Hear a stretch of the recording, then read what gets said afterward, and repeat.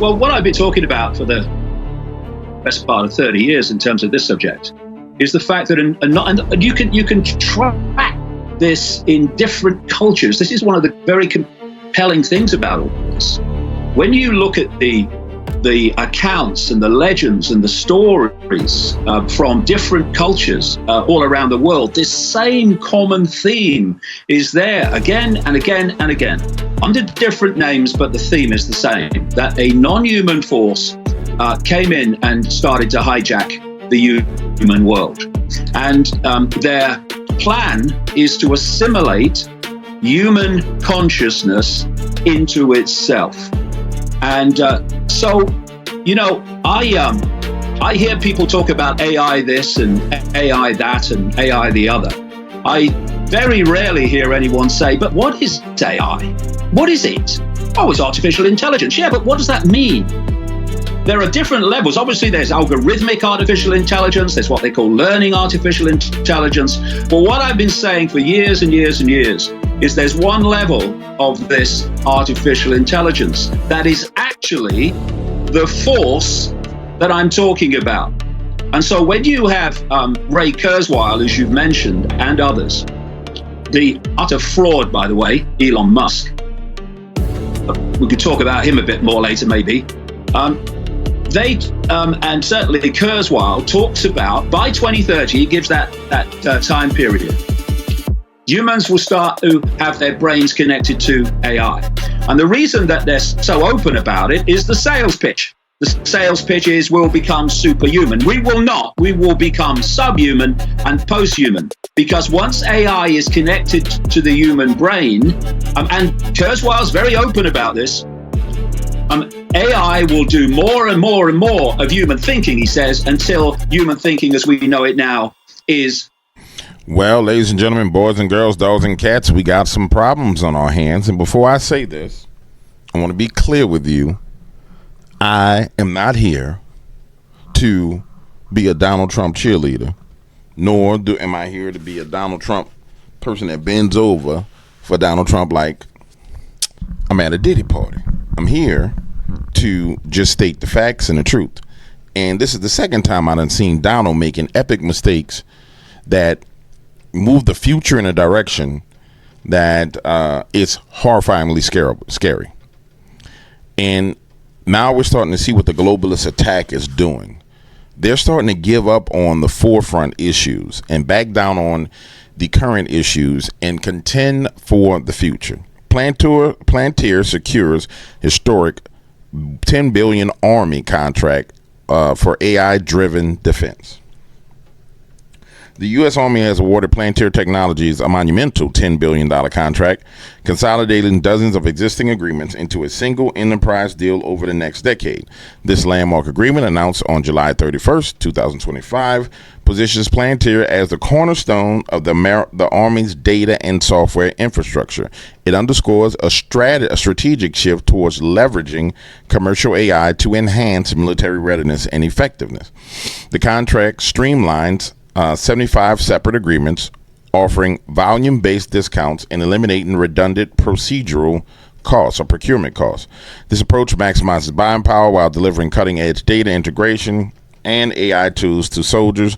The deal reflects a broader Pentagon push to modernize warfare capabilities amid rising global tensions from Ukraine to the Indo-Pacific.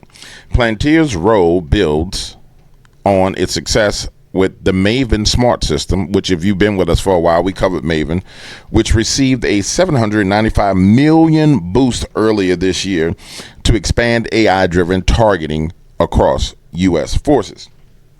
Now, if you actually watch the videos and not, if you're an active watcher, not a passive. Active people, when the video comes out, they watch it. Passive people, they catch kind of whatever they can catch when they're not busy. If you're an active listener and an active participant of this channel, then we went over Maven, where it makes battlefield decisions for targeting different troops on the battlefield. So, and we went through the video explaining it. We played their demonstration of it. Founded by Peter Thiel and Alex Karp, and here is the thing we need to understand. Founded by Peter Thiel and Alex Karp, Palantir has deepened its federal footprint, securing $373 million in U.S. government revenue from Q1 2025 alone, an increase of 45% increase year over year. All right, so why is this such a threat? It's really simple, ladies and gentlemen. If we go listen to the people, you just got to go listen to the individuals and what's being said about the people that are getting these contracts. And we're going to start. I don't want you to get hearsay, because hearsay is one thing. Let's go directly to the horse's mouth. We're going to go to the horse's mouth itself. Let's go listen to what the horse got to say out his own mouth about how he feels about things. All right. Let's start right here. We're going to start right here. Make sure you got some volume. Yeah, you got everything you need, girl. In Silicon Valley, the idea that you would build your company around helping the U.S. government was viewed as kind of stupid, which in Silicon Valley is worse than being bad. And so we were very controversial, and that's changed a lot, partly because people realized it was wrong, and quite frankly because if somebody makes a lot of money on something, then it must be right. So we've changed the world by humiliating people and getting rich. It's the most effective way for social change, is humiliate your enemy and make them poorer. And that's how social change actually happens.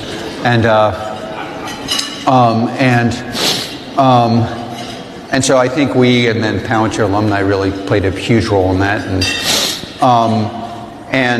But the controversy has been a really big part of what our DNA, and being very unpopular for 17, 18 years.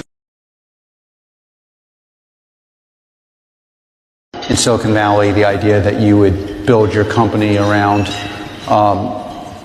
help. And I've been wondering what's been behind this recent aggressiveness of Donald Trump.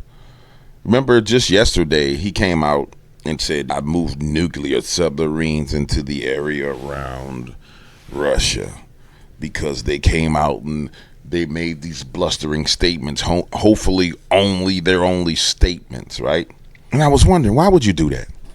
I know you want to bring Russia to the negotiation table, but why would you do that?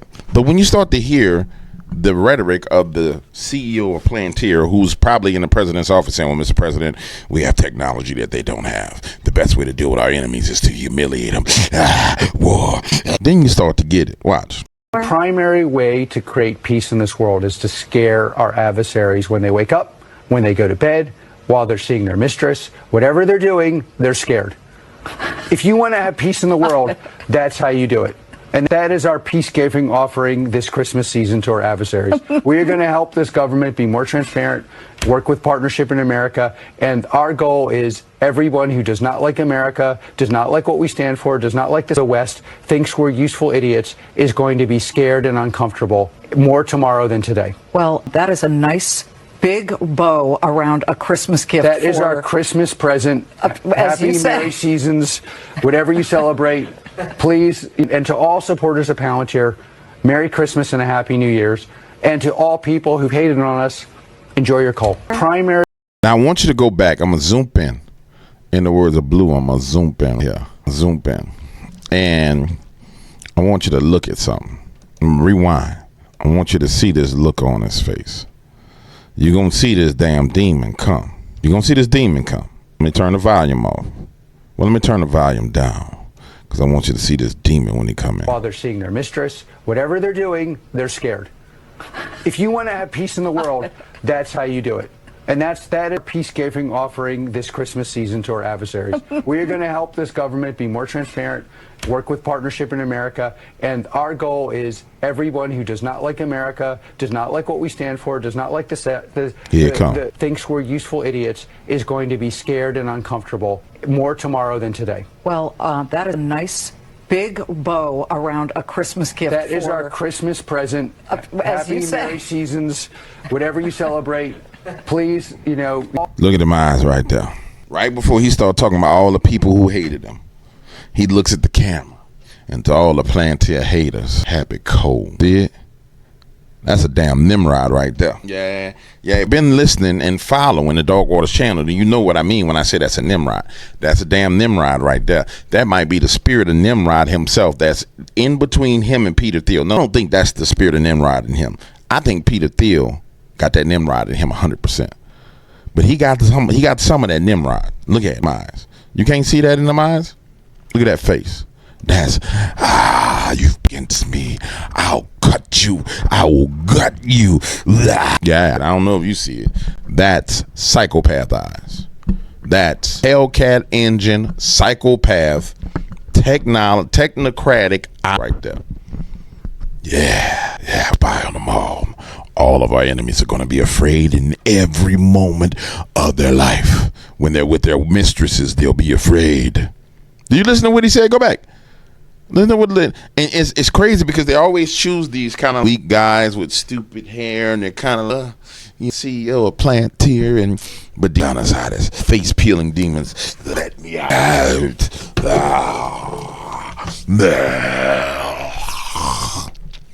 Listen to him. Listen to what he say. Hold on. I'm gonna mute it so you don't get the double, triple kickback. But I want you to listen carefully to the words that come out of this man's mouth.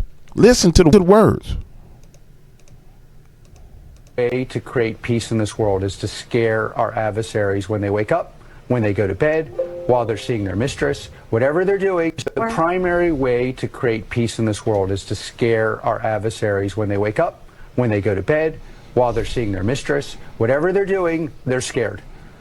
If you want to have peace in the world, that's how you do it.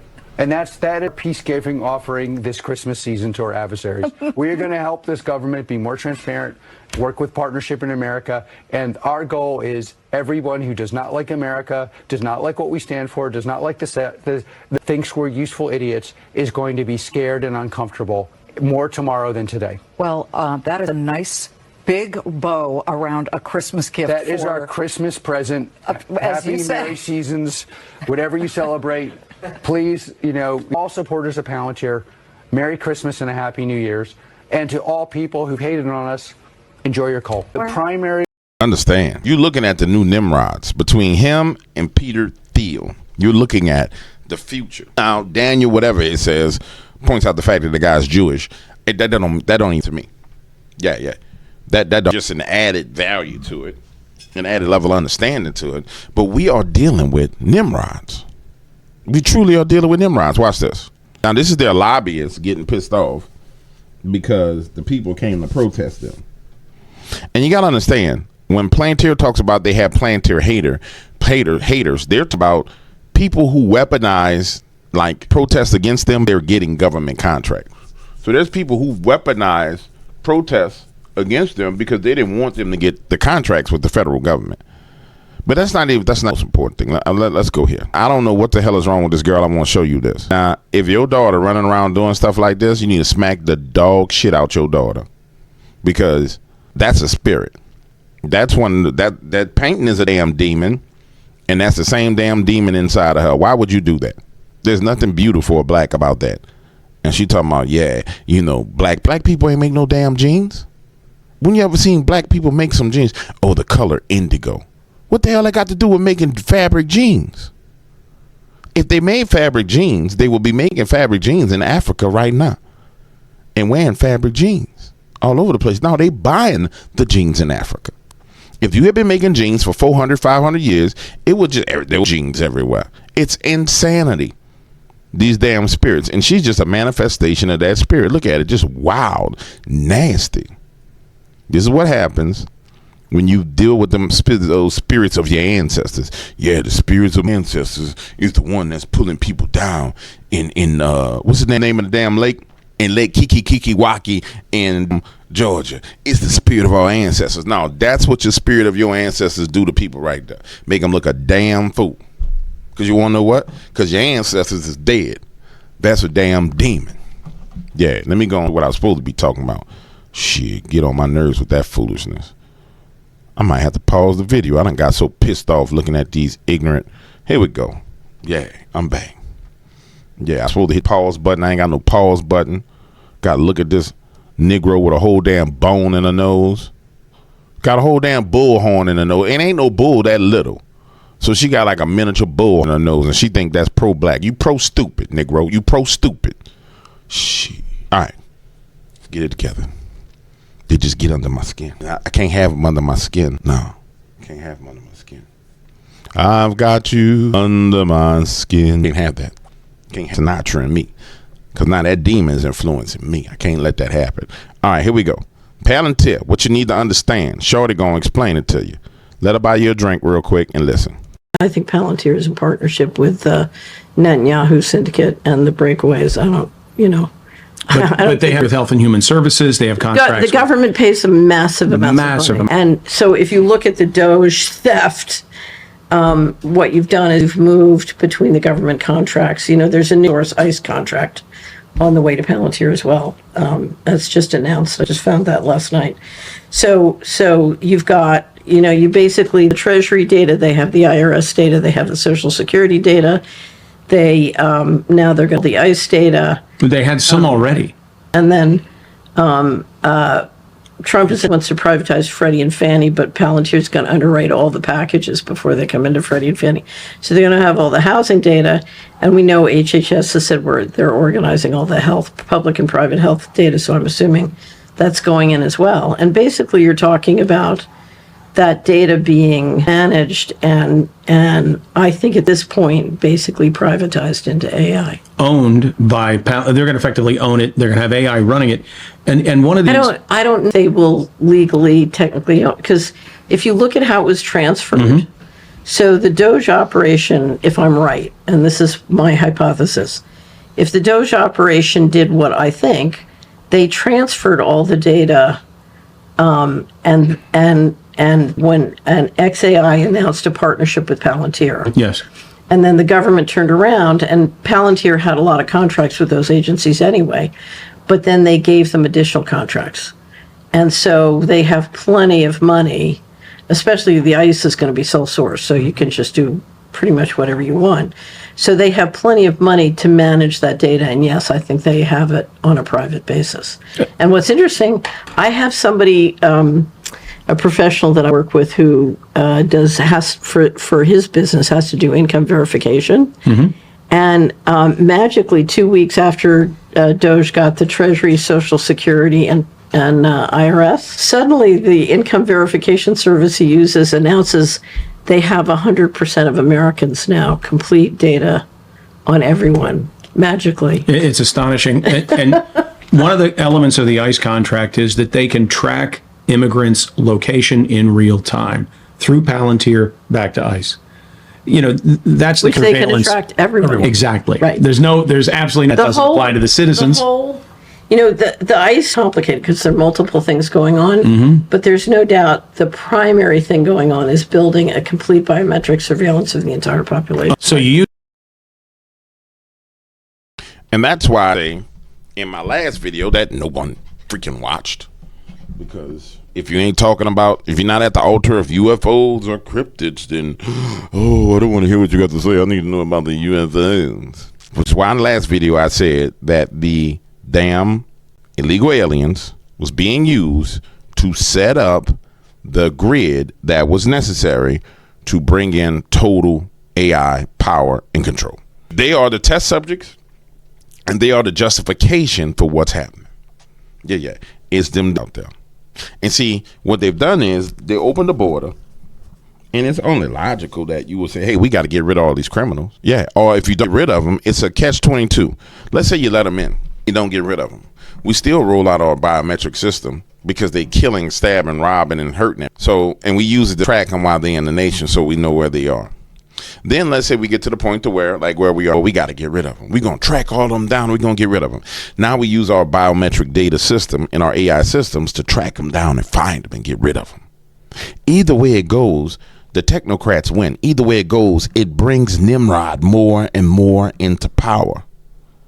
And that's the point I'm making, man. Yeah. Now I got bathroom. I'll be back in a little while. I got to take a wee. I'll do a video after I get through taking a wee later.